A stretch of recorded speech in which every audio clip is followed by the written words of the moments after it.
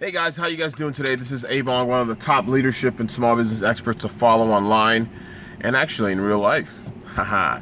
I have a quick message I want to share with you guys today. That I recently left the post office today, and it got me thinking about something. So I go to the post office to mail a letter, certified a letter I have to send to someone. And as I'm walking out, somebody walks in with his wife, and he has a bunch of packages in his hand. And as he's walking in into the post office, the door slams quickly behind him, and I look from the corner of my eye and I see this kid, literally no older than 4 years old, maybe 5 at most. His head gets caught in between the door and the door jamb, and his head bounces off the door and the door jamb. And all of a sudden, he takes a second, realizes what happens, and then starts bursting out into tears and crying his eyes out. His mother's behind him, trying to console him, picks him up, rubs his back, while the guy who was up ahead with his wife stops for a second, pauses, and then keeps going.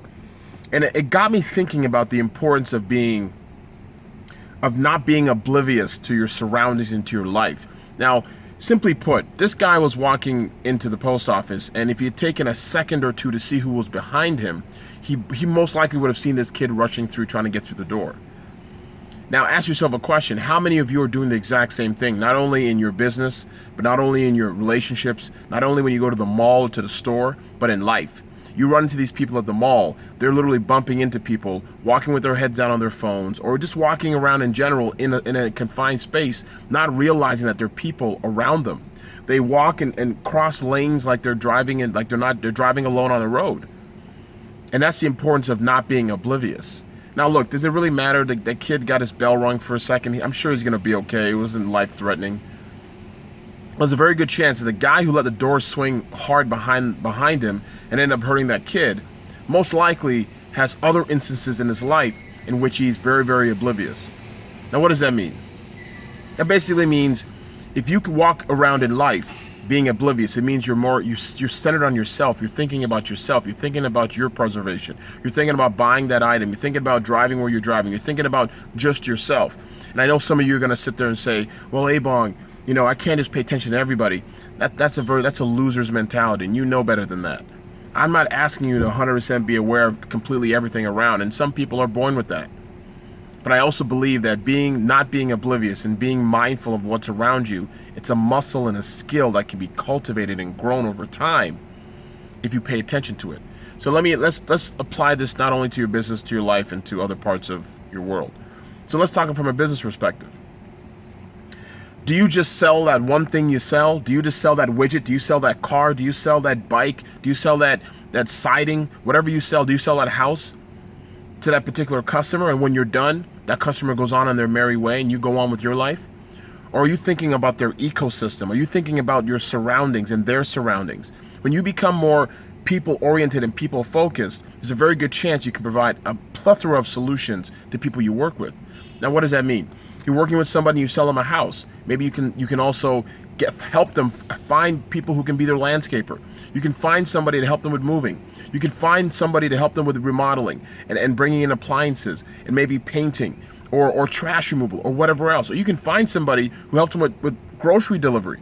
The very subtle things that you can also add value to what you're doing, but only if you ask the question. But first, you have to be aware that it may exist. A lot of people who are killer salespeople, and the reason why they're killer salespeople is because they're thinking about their customer and client as a human being with an ecosystem around them and not just a number on their profit and loss statement. Now let's apply this to your relationship.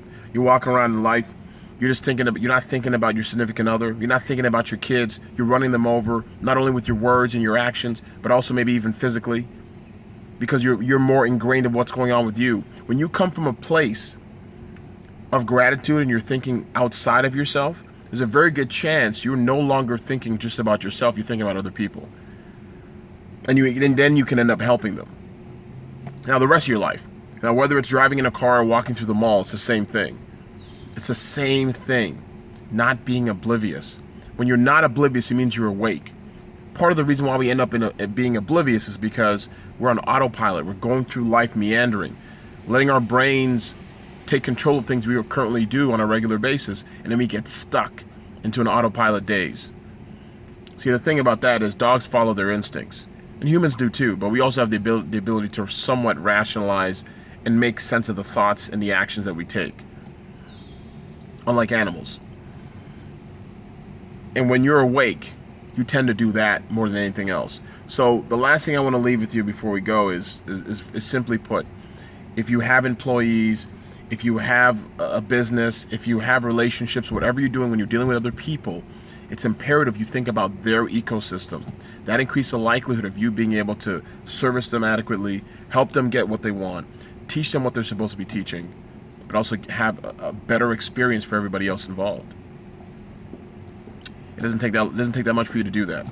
But if you do that, your life can be exponentially better than what you currently have today.